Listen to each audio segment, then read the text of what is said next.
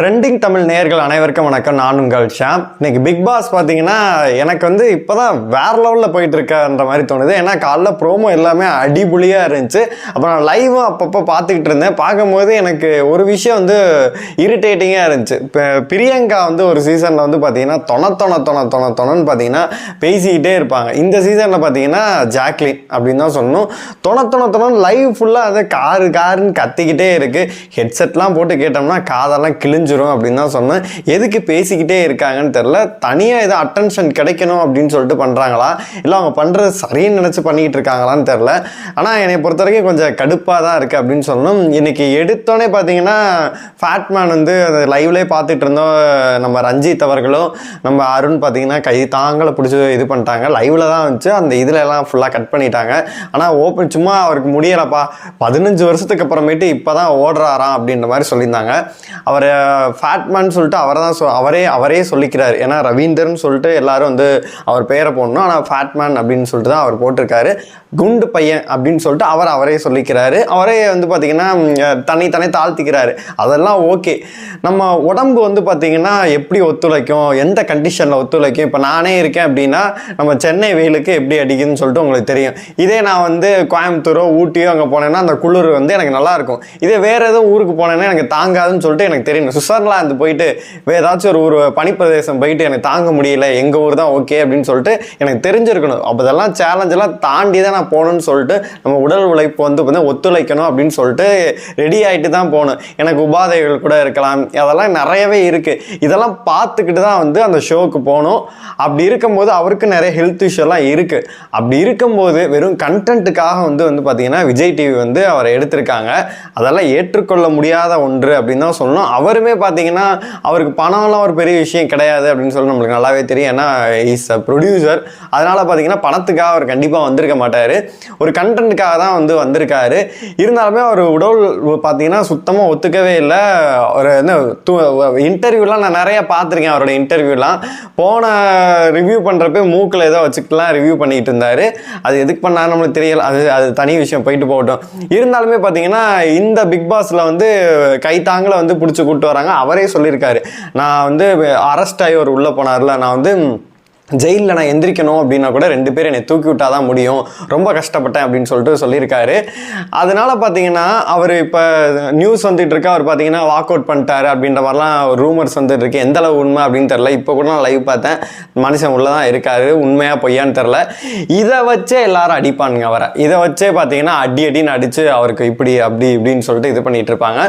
ஒரு கண்டஸ்டண்ட்டை சாச்சனா வேஸ்ட் பண்ணாங்க. அதே மாதிரி ரவீந்தர் கண்டென்ட் என்ன தான் கொடுத்தாலும் பார்த்தீங்கன்னா இந்த பிக் பாஸ் தேவையில்லை அப்படின்னு சொல்லிட்டு தான் எனக்கு தோணுது. உங்களுக்கு தோன்றதை கமெண்ட் பாக்ஸில் சொல்லுங்கள். அப்புறமேட்டு பார்த்தீங்கன்னா இன்றைக்கி பெரிய டாஸ்க்கு அதெல்லாம் எதுவுமே நடக்கவே இல்லை. ஆண் விசஸ் பெண், அதாவது இந்த சைட்லேருந்து நம்ம ப்ரோமோவில் பார்த்த மாதிரி இந்த சைட்லேருந்து ஒருத்தர் போகணும், அந்த சைட்லேருந்து ஒருத்தர் இங்கே வரணும். அதுக்காக பார்த்தீங்கன்னா டிஸ்கஸ் பண்ணுறாங்க. என்னை பொறுத்தவரைக்கும் ஜாக்லின் அனுப்புவாங்க அப்படின்னு சொல்லிட்டு நம்ம எல்லாம் எதிர்பார்த்தோம். ஆனால் பவித்ரா அனுப்பணும் அப்படின்னு சொல்லிட்டு பவித்ரா அனுப்பிச்சிருக்காங்க. பவித்ரா கண்டிப்பாக பார்த்தீங்கன்னா வேற லெவலில் சம்பவம் பண்ணுறாங்க. அதுக்கே அவ்வளோ சண்டை போடுறாங்க. அதாவது ஒருத்தர் பேசுகிறாரு அப்படின்னா என்னன்னு ஃபஸ்ட்டு உள்வாங்கிட்டு அதுக்கப்புறம் தான் பேசணும். அது பார்த்தீங்கன்னா யாருக்கு எந்த ஒரு புரிதல் எதுவுமே கிடையாது. பவித்ரா அது பாட்டுக்கு ஏதோ பேசுது, இது ஜாக்லின் ஒன்று பாட்டுக்கு பேசுது, நடுவில் காய் மூயின்னு சொல்லிட்டு கத்துறாங்க, காதெல்லாம் வலிக்குது. அப்படி பேசிகிட்டு இருக்கா பார்த்தீங்கன்னா ஏதோ ஒரு டிசிஷனே எடுக்க முடியல. தர்ஷாவுக்கு தான் அனுப்புகிறேன்னு சொல்லிட்டு இருக்காங்க. அந்த பொண்ணு தன்னை நல்லவனா பார்த்தீங்கன்னா நல்லவெல்லாம் ப்ரொஜெக்ஷன் பண்ணிக்குதா, இல்லை அதோட கேரக்டரே இப்படி தானா அப்படின்னு சொல்லிட்டு நம்மளுக்கு தெரியவே இல்லை. சரி பவித்ரா, நீங்கள் போகிறதுனா போங்க பவித்ரா, எனக்கு ஒன்றும் பிரச்சனை கிடையாது பவித்ரா அப்படின்ற மாதிரி சொல்லுது. அது எதுக்குன்னு சொல்லிட்டு தெரியவே இல்லை. அதனால் எல்லோரும் சேர்ந்து ஒரு மனதாக இல்லை.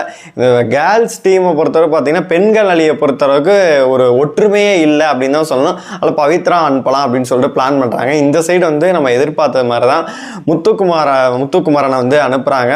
அவர் ஒரு சில டைம் அவர் பேசுகிறது நல்லா இருக்குது. ஒரு சில டைம் ரொம்ப மெச்சூர்டாக பேசுகிற மாதிரி நடந்துக்கிறாரு. என்ன சொல்றாருன்னா, பிக் பாஸ்ல நான் நடிக்கக்கூடாது, நான் இப்படி தான் இருக்கணும், உடைச்சு பேசணும் பையா அப்படின்னு சொல்லிட்டு அந்த ஸ்லாங்கா இருக்கட்டும் நல்லா இருக்கு பார்க்கறதுக்கு. ஒரு சில டைம் இரிட்டேட்டிங்கா இருக்கு. எந்த இடத்துல அப்படின்னு கேட்டிங்கன்னா, இவரும் ஜாக்லின்னு சொல்லிட்டு பேசிக்கிட்டு இருக்காங்க. நடுவில் அந்த ஜெரிஃபா அந்த தம்பி வராப்புல, ஜெஃப்ரி அந்த தம்பி உள்ள வராப்புல அப்படின்னா அவர் பாட்டுக்கும் அக்கான்னு சொல்லிட்டு அக்கா சாப்பிடுவாங்கக்கா அப்படின்னு சொல்லிட்டு கூப்பிடுறாரு.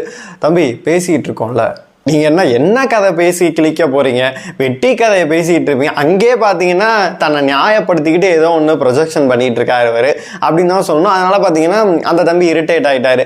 அக்கா நான் அந்த அக்காவை தான் கூப்பிட வந்தேன், உங்களை எல்லாம் தேவையில்லாமல் இது பண்ணாதீங்கன்னு சொல்லும்போது அனுமதி கேட்டு வரணுமையா அப்படின்ற மாதிரிலாம் சொல்லிட்டு இருக்கேன். அதெல்லாம் என்னை பொறுத்த இரிட்டேட்டிங்காக இருக்குது. சாப்பிட வாங்கன்னு கூப்பிட்றோம், போக வேண்டியதானே அப்படின்ற மாதிரி தான் இருக்குது. அப்புறம் இன்னைக்கு பொறுத்தளவு பார்த்தீங்கன்னா அந்த டாஸ்க்கு எதுவுமே வைக்கல, அது இல்லாமல் ரூல்ஸ் நிறையவே போட்டிருக்காங்க. இவங்களுக்கான திங்ஸ் எல்லாமே போய் வாங்கும் போது பார்த்தீங்கன்னா பெண்கள் அணிக்கும் ஆண்கள் அணிக்கும் சேர்த்து நீங்கள் வாங்கிக்கலாம். இருந்தாலுமே பார்த்தீங்கன்னா அது ஒரு இடத்துல வைக்கணும், அதாவது பார்த்தீங்கன்னா கபோர்டு மாதிரி ஒரு இடத்துல வைக்கணும். அதில் ரூல்ஸ் வந்து ஆல்ரெடி 2 பேருமே டிஸ்கஸ் பண்ணாங்கல்ல, பெண்கள் அணியாக இருக்கட்டும் ஆண்கள் அணியாக இருக்கட்டும் 2 பேர் டிஸ்கஸ் பண்ணி, அதாவது நம்ம இவங்க ஆண்கள் என்ன சொன்னாங்க, தண்ணி குடிக்கணும் அப்படின்னா ரவீந்தர்கிட்ட கேட்டு தான் குடிக்கணும் அப்படின்ற மாதிரி அவருமே ஒரு இது கொடுத்துருந்தாரு. அது மட்டும் இல்லாமல் அவங்களோட மெயின் டார்கெட்டே என்னவா இருக்குது அப்படின்னு கேட்டிங்கன்னா, இவங்க ஃபுல்லாக வந்து ஒற்றுமையாக இருந்து எல்லாம் பண்ணுறாங்க. ஆண்கள் இல்லை பெண்கள் அந்த ஒற்றுமை இல்லாமல் இருக்குது. ஆனால் பார்த்தீங்கன்னா அவங்க இப்படியா அப்படியான்னு சொல்லிட்டு இவங்களா காசப் பேசி இவங்களா ஒன்று அசம்சன் பண்ணிக்கிறாங்க.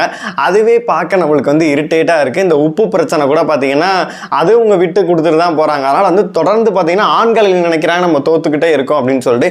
என்னைய பொறுத்த வரைக்கும் ஒரு முத்துக்குமாரை முடிவு பண்ணது பார்த்தீங்கன்னா பட்டுன்னு முடிவு பண்ணிட்டு போயிட்டாங்க. ஆனால் பெண்கள் அணியில வந்து அதை முடிவு பண்ணவே முடியாமல் சண்டை போட்டு பிச்சு நாரிக்கிட்டு இருக்காங்க அப்படின்னு தான் சொன்னோம்.